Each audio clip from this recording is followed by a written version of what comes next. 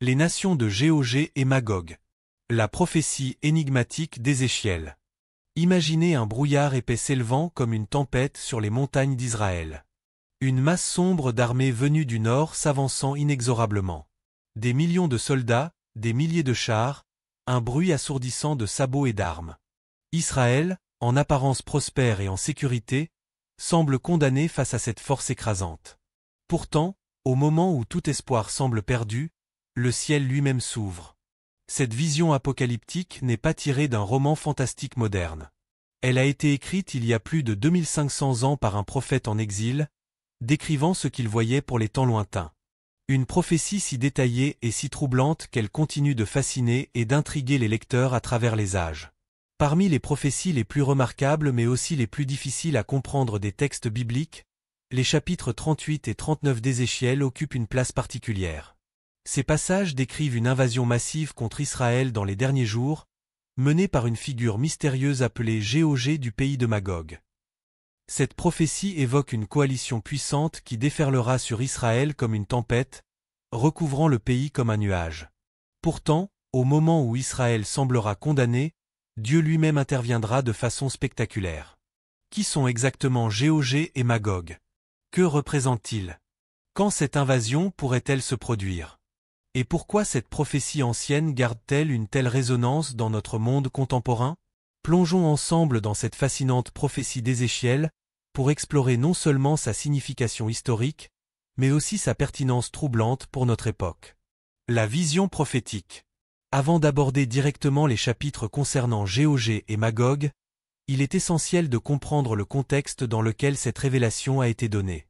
Ézéchiel était un prêtre devenu prophète, déporté à Babylone lors de la première vague d'exilés juifs en 597 avant notre ère. Arraché de sa terre, de son temple et de tout ce qui constituait son identité, il a reçu des visions extraordinaires pendant cette période sombre de l'histoire d'Israël. Alors que ses compatriotes exilés pensaient que tout était perdu, que la nation d'Israël avait péri et que Dieu les avait abandonnés, Ézéchiel reçut une vision qui allait redonner espoir à tout un peuple. Dans le chapitre 37, juste avant la prophétie sur Géog et Magog, Dieu transporte Ézéchiel en esprit dans une vallée remplie d'ossements desséchés. Le soleil brûlant avait blanchi ses os éparpillés. Aucun signe de vie, aucun espoir de résurrection. Ézéchiel pouvait sentir la poussière sous ses pieds tandis qu'il marchait entre ces vestiges d'humanité. Le silence était assourdissant. « Fils d'homme, ces os peuvent-ils revivre ?» demanda Dieu. La seule réponse possible, « Seigneur éternel, toi seul le sais. » Sur l'ordre divin, Ézéchiel prophétisa, et un bruit de craquement se fit entendre. Les os se rapprochèrent, s'assemblant en squelettes. Des tendons apparurent, puis de la chair et finalement de la peau. Mais il manquait encore le souffle de vie. Ézéchiel prophétisa à nouveau, appelant le souffle des 4 vents, et ces corps reprirent vie, se dressant comme une immense armée. Cette vision était claire. Ces ossements représentaient la maison d'Israël qui se lamentait. Nos os sont desséchés, notre espérance est perdue, nous sommes retranchés.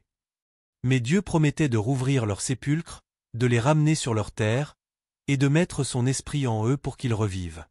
C'est immédiatement après cette promesse de résurrection nationale qu'Ézéchiel reçut la révélation concernant Géog et Magog, comme pour montrer que le rétablissement d'Israël ne serait pas sans opposition ni épreuve.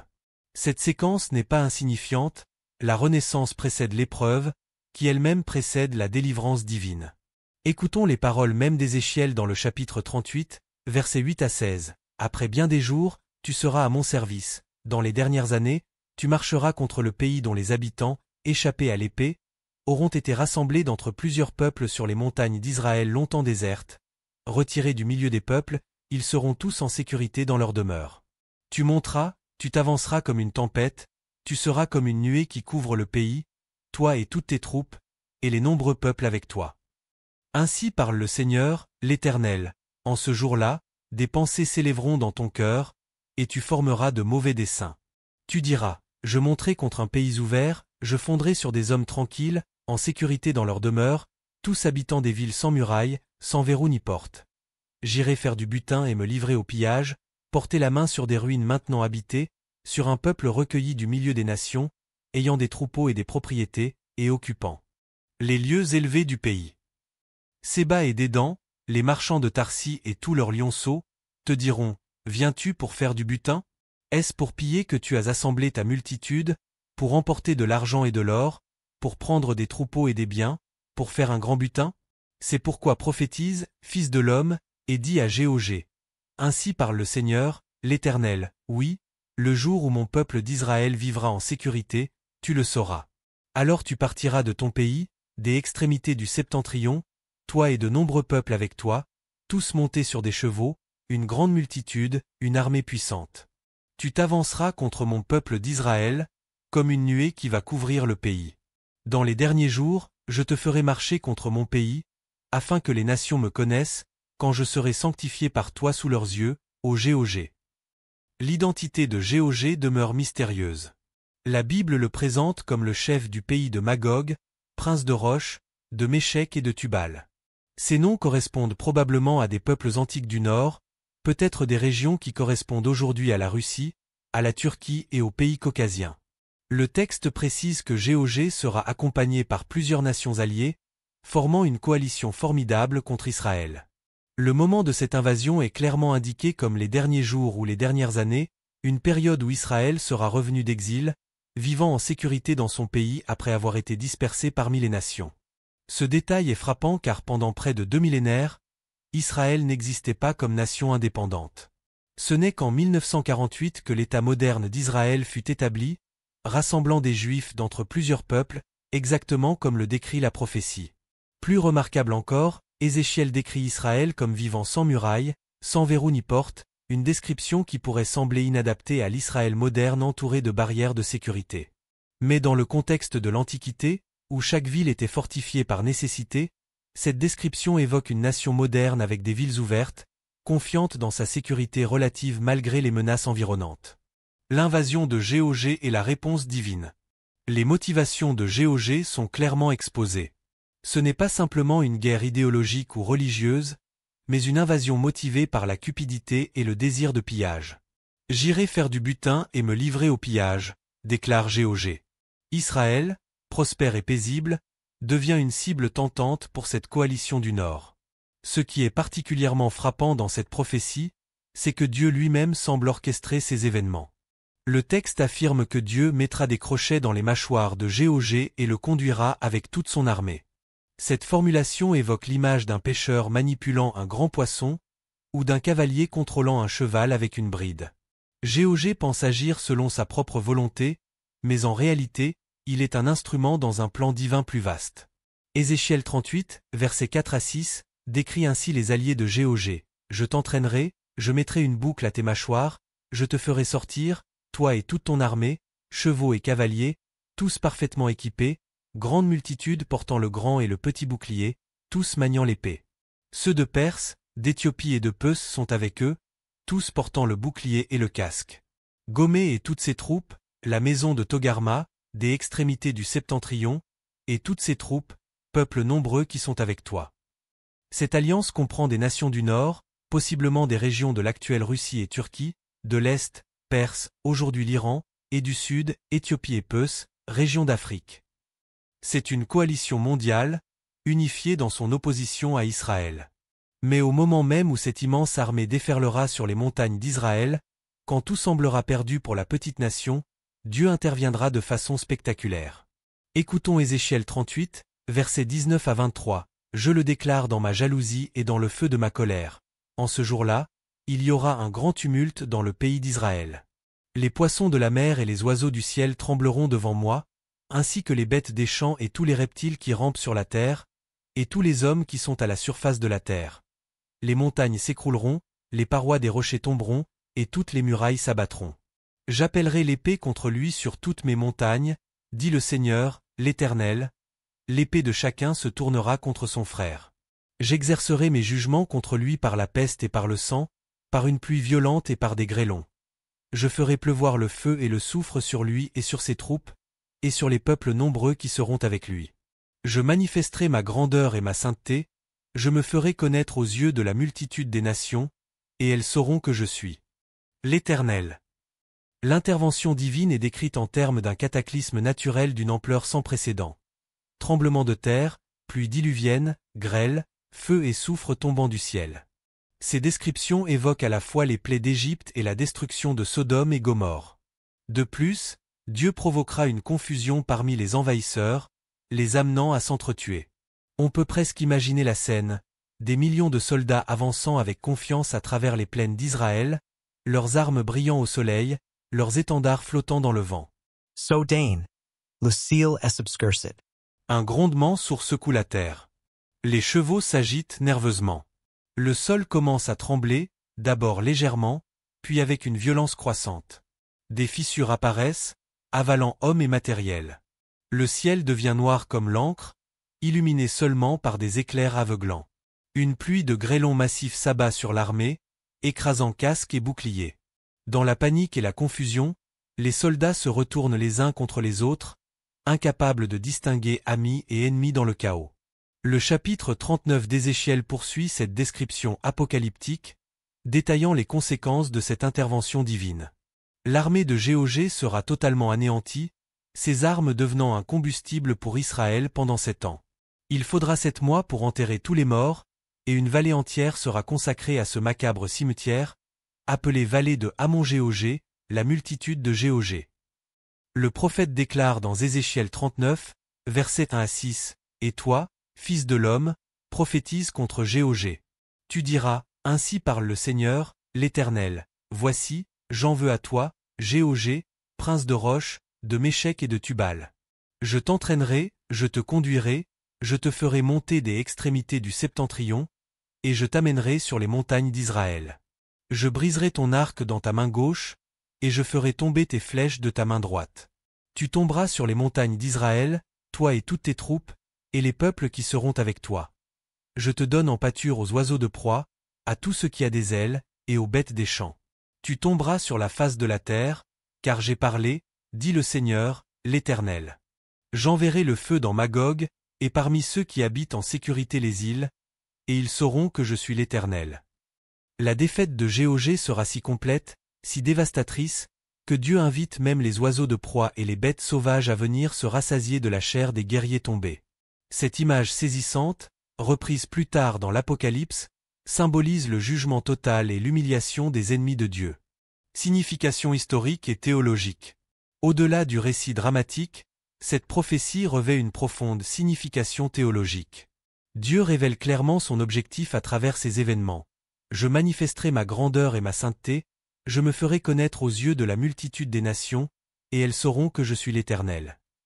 L'intervention divine contre Géogé n'est pas simplement pour protéger Israël, mais pour révéler Dieu lui-même aux nations.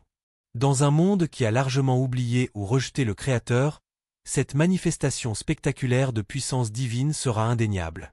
Comme lors de la confrontation avec Pharaon en Égypte des millénaires plus tôt, Dieu démontre sa suprématie sur les puissances humaines qui se dressent contre son peuple. Cette prophétie souligne également la fidélité de Dieu envers Israël, malgré les infidélités passées de la nation. Même après l'exil, une punition pour l'idolâtrie et la désobéissance d'Israël, Dieu n'abandonne pas son alliance. Au contraire, il promet non seulement de restaurer la nation physiquement, mais aussi spirituellement. Comme l'exprime Ézéchiel 39, versets 25 à 29. C'est pourquoi ainsi parle le Seigneur, l'Éternel. Maintenant je ramènerai les captifs de Jacob, j'aurai pitié de toute la maison d'Israël, et je serai jaloux de mon saint nom. Ils oublieront leur opprobre et toutes les infidélités qu'ils ont commises envers moi, lorsqu'ils habitaient en sécurité leur pays, et qu'il n'y avait personne pour les faire trembler. Quand je les ramènerai d'entre les peuples, quand je les rassemblerai du pays de leurs ennemis, je serai sanctifié par eux aux yeux de beaucoup de nations. Et ils sauront que je suis l'Éternel, leur Dieu, qui les avait emmenés captifs parmi les nations, et qui les rassemble dans leur pays. Je ne laisserai chez elles aucun d'eux, et je ne leur cacherai plus ma face, car je répandrai mon esprit sur la maison d'Israël, dit le Seigneur, l'Éternel. Ce passage est particulièrement significatif car il promet non seulement le retour physique d'Israël dans sa terre, mais aussi une restauration spirituelle, symbolisée par l'effusion de l'Esprit de Dieu. Cette promesse fait écho à d'autres prophéties, comme celle de Zacharie 12, verset 10, qui parle d'un esprit de grâce et de supplication répandu sur les habitants de Jérusalem, les amenant à regarder vers celui qu'ils ont percé, une allusion messianique reprise dans le Nouveau Testament. Perspective d'interprétation et de chronologie. Quand cette invasion pourrait-elle se produire? La prophétie elle-même indique les derniers jours ou la fin des temps. Différentes traditions interprétatives proposent diverses chronologies. Certains érudits voient cette invasion comme se produisant avant la période appelée la Grande Tribulation dans la tradition chrétienne, une période de 7 ans de troubles mondiaux précédant le retour du Christ. Selon cette interprétation, l'invasion de Géorgie pourrait coïncider avec le début de cette période, peut-être même en être le catalyseur. D'autres placent ces événements pendant la tribulation elle-même, possiblement en lien avec la bataille d'Armageddon mentionnée dans l'Apocalypse. Cette bataille finale, où les nations du monde se rassembleront contre Israël, présente des similitudes avec l'invasion de Géorgie, bien que des différences notables existent. Une troisième perspective suggère que l'invasion de Géorgie est distincte de ces événements et pourrait se produire avant même la période de tribulation, peut-être dans notre futur proche. Ce qui complique l'interprétation, c'est que le livre de l'Apocalypse mentionne également Géorgie et Magog, mais dans un contexte différent. Dans Apocalypse 20, versets 8 à 9, ces noms apparaissent en lien avec une rébellion finale après le règne millénaire du Christ. Quand les 1000 ans seront accomplis, Satan sera relâché de sa prison. Et il sortira pour séduire les nations qui sont aux 4 coins de la terre, Géorgie et Magog, afin de les rassembler pour la guerre, leur nombre est comme le sable de la mer. Ils montèrent sur la surface de la terre, et ils investirent le camp des saints et la ville bien-aimée. Mais un feu descendit du ciel et les dévora. Ce passage présente des similitudes avec la prophétie d'Ézéchiel, une grande armée, une intervention divine par le feu, mais se situe clairement dans un cadre temporel différent, après le millénium. Cela suggère que Géorgie et Magog pourraient être une expression symbolique désignant les nations hostiles à Dieu et à son peuple, plutôt qu'une référence à un événement unique. Implication pour aujourd'hui et parallèle historique. La prophétie d'Ézéchiel concernant Géorgie et Magog résonne particulièrement à notre époque. Plusieurs facteurs contemporains donnent à ces anciens textes une pertinence renouvelée. Premièrement, le rétablissement d'Israël comme nation en 1948, après près de 2 millénaires de dispersion, correspond précisément à la condition préalable de la prophétie, un Israël restauré, rassemblé d'entre les nations. Cette renaissance nationale, sans précédent dans l'histoire mondiale, était considérée comme impossible par la plupart des observateurs jusqu'à ce qu'elle se produise. Deuxièmement, les alliances géopolitiques actuelles présentent d'étranges parallèles avec la coalition décrite par Ézéchiel.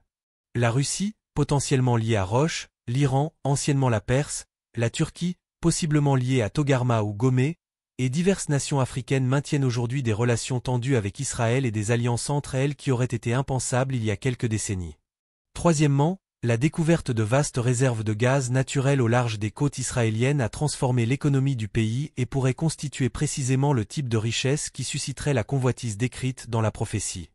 Ces gisements, découverts relativement récemment, font d'Israël une puissance énergétique émergente dans une région où les ressources énergétiques ont toujours été un enjeu stratégique majeur. Enfin, l'état actuel d'Israël correspond étonnamment à la description d'Ézéchiel. Une nation relativement prospère, vivant en sécurité relative malgré les menaces environnantes. Bien qu'Israël maintienne une forte présence militaire et des barrières physiques contre le terrorisme, la nation jouit d'une stabilité et d'une sécurité remarquables comparée à son histoire tumultueuse.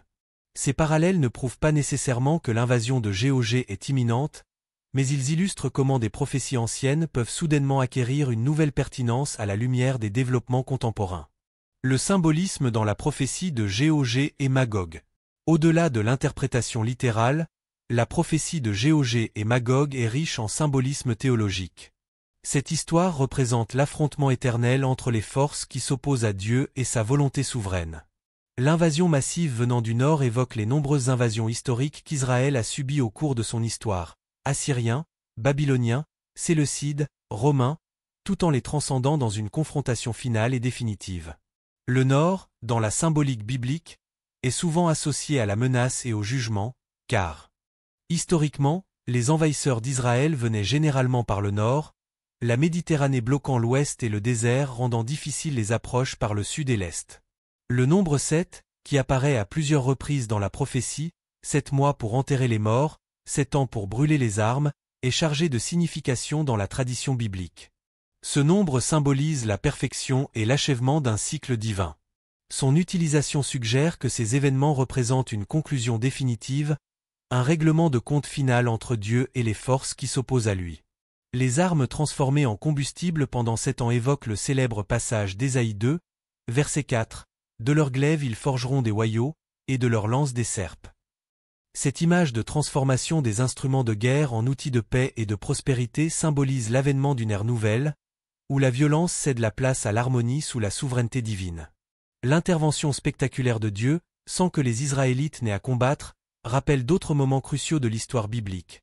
La traversée de la mer Rouge, où Dieu combat pour Israël tandis que Moïse déclare « L'Éternel combattra pour vous, et vous, gardez le silence », ou encore la délivrance miraculeuse de Jérusalem face à l'armée assyrienne sous le règne d'Ézéchia, lorsque l'ange de l'Éternel frappa 185,000 soldats ennemis en une nuit. Ces parallèles soulignent la souveraineté absolue de Dieu et sa capacité à délivrer son peuple même face aux situations les plus désespérées. La vallée où les morts seront enterrés, appelée Amon-Géogé, multitude de Géogé, évoque d'autres vallées symboliques dans la tradition biblique. La vallée de Josaphat, liée au jugement divin. La vallée d'Achor, symbole de troubles transformés en espérance, ou la vallée des ossements desséchés du chapitre 37, représentant la mort nationale suivie de résurrection. Ces images de vallées symbolisent souvent des lieux de transition, de transformation, où la mort et le jugement cèdent la place à la vie nouvelle et à la restauration.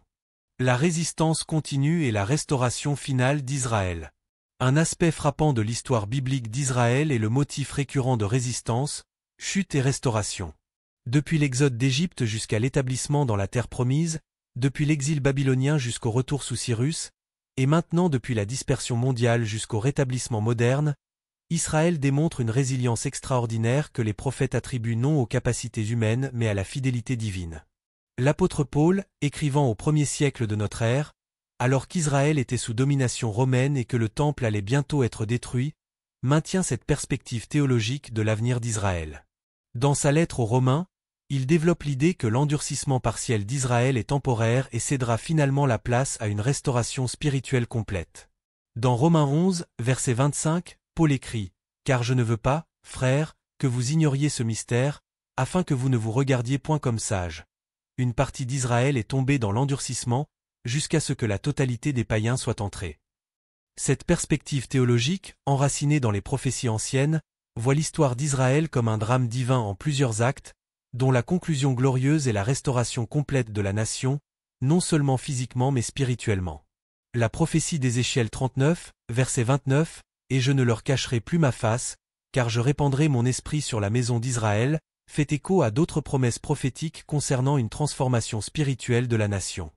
Zacharie 12, verset 10, déclare « Alors je répandrai sur la maison de David et sur les habitants de Jérusalem un esprit de grâce et de supplication, et ils tourneront les regards vers moi, celui qu'ils ont percé. Ils pleureront sur lui comme on pleure sur un fils unique, ils pleureront amèrement sur lui comme on pleure sur un premier-né. » Ce passage, interprété dans la tradition chrétienne comme une référence au Messie crucifié, suggère un moment futur de reconnaissance nationale et de repentance profonde.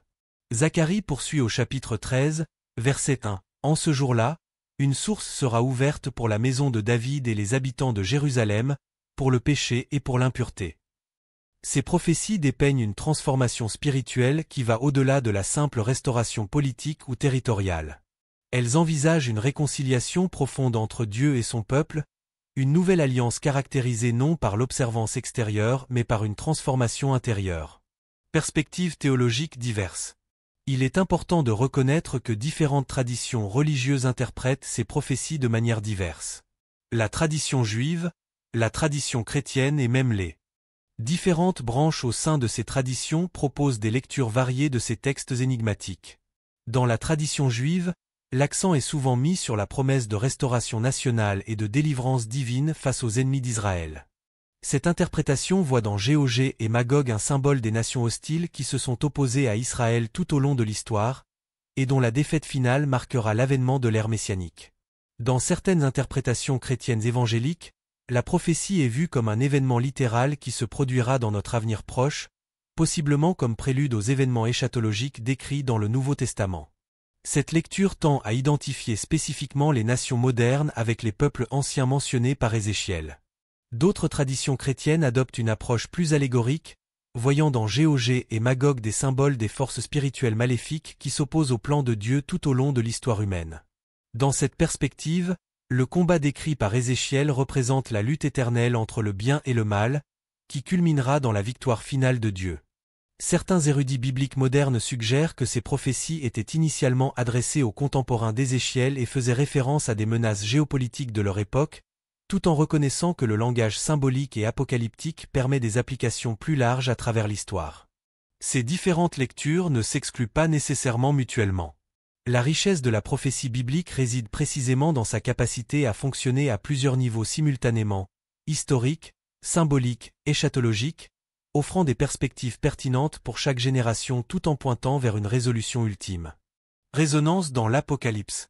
Le livre de l'Apocalypse, dernier livre du Nouveau Testament, reprend et développe de nombreux thèmes et images des prophètes hébreux, y compris la vision d'Ézéchiel concernant Gog et Magog. Dans Apocalypse 19, versets 17 et 18, nous trouvons un parallèle frappant avec l'invitation aux oiseaux de proie dans Ézéchiel. « Et je vis un ange qui se tenait dans le soleil.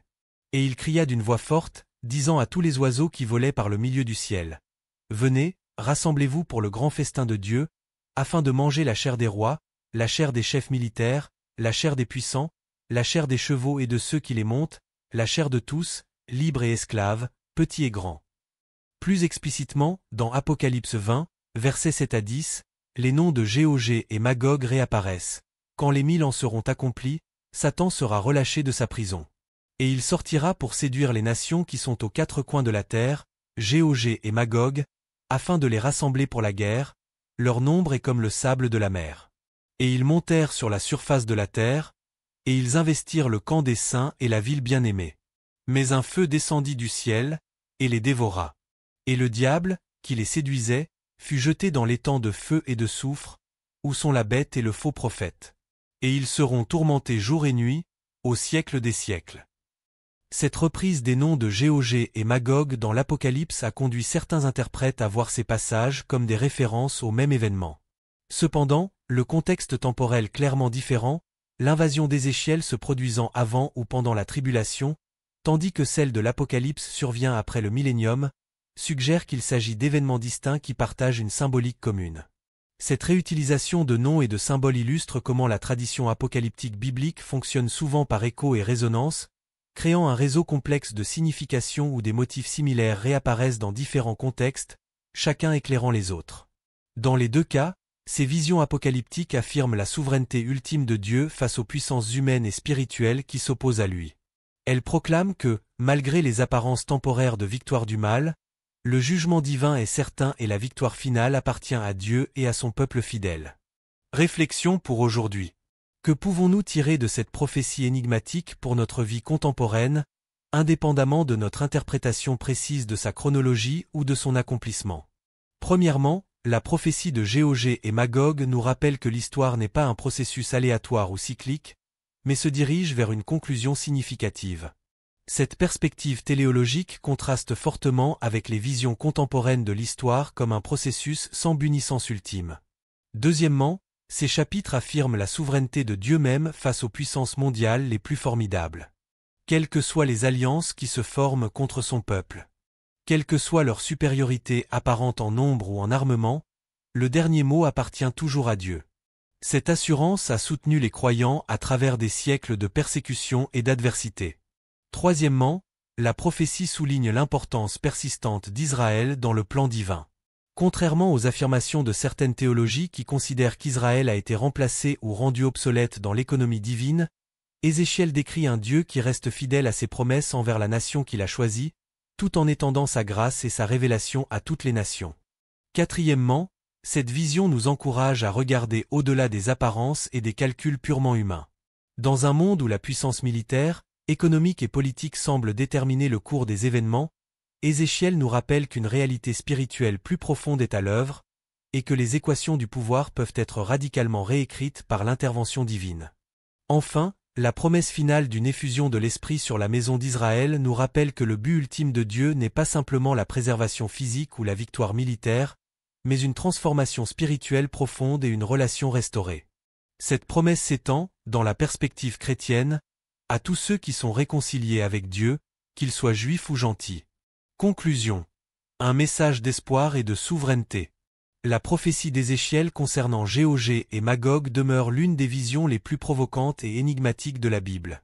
À travers son langage apocalyptique et ses images saisissantes, elle proclame un message intemporel. Face aux menaces les plus sévères, aux coalitions les plus formidables, aux situations apparemment sans espoir, Dieu reste souverain et fidèle à ses promesses. Pour les croyants de toutes époques confrontés à l'adversité, cette prophétie offre une perspective qui transcende les circonstances immédiates. Elle nous invite à voir l'histoire non pas à travers le prisme des manchettes quotidiennes ou des analyses géopolitiques, mais à travers le prisme de la souveraineté divine et des promesses éternelles. La vision d'Ézéchiel nous rappelle que la résurrection suit la mort, que la restauration suit la destruction, que la fidélité divine perdure malgré l'infidélité humaine. Elle nous assure que, quel que soit l'avenir immédiat, la conclusion ultime de l'histoire a déjà été écrite, et que cette conclusion affirme la justice, la miséricorde et la gloire de Dieu. 3 leçons essentielles se dégagent de cette prophétie remarquable. Premièrement, l'histoire a un sens et une direction. Malgré les apparentes régressions et les cycles de violence qui semblent se répéter, l'histoire se dirige vers une conclusion établie par Dieu lui-même. Deuxièmement, la fidélité divine transcende l'infidélité humaine. Même après des siècles d'exil et de dispersion, Dieu n'a pas abandonné son peuple élu, démontrant une fidélité qui dépasse notre compréhension. Troisièmement, la puissance divine est sans égale. Face aux armées les plus nombreuses et les mieux équipées, Dieu reste le maître absolu des événements, capable d'intervenir de façon décisive quand tout espoir humain semble perdu. Ces vérités suscitent des questions profondes pour notre propre vie. Comment cette vision d'une souveraineté divine absolue influence-t-elle notre perspective sur les crises personnelles et mondiales que nous traversons ? Dans quelle mesure faisons-nous confiance aux promesses divines lorsque les circonstances semblent les contredire ?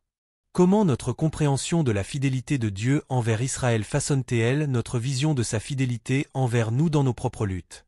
Au final, la prophétie de Gog et Magog n'est pas simplement une prédiction d'événements futurs, mais une déclaration intemporelle sur la nature de Dieu et sa relation avec son peuple et le monde. Elle nous invite à élever notre regard au-delà des turbulences de notre époque vers celui qui tient l'histoire dans ses mains et qui conduit toutes choses vers leur accomplissement selon son dessein parfait.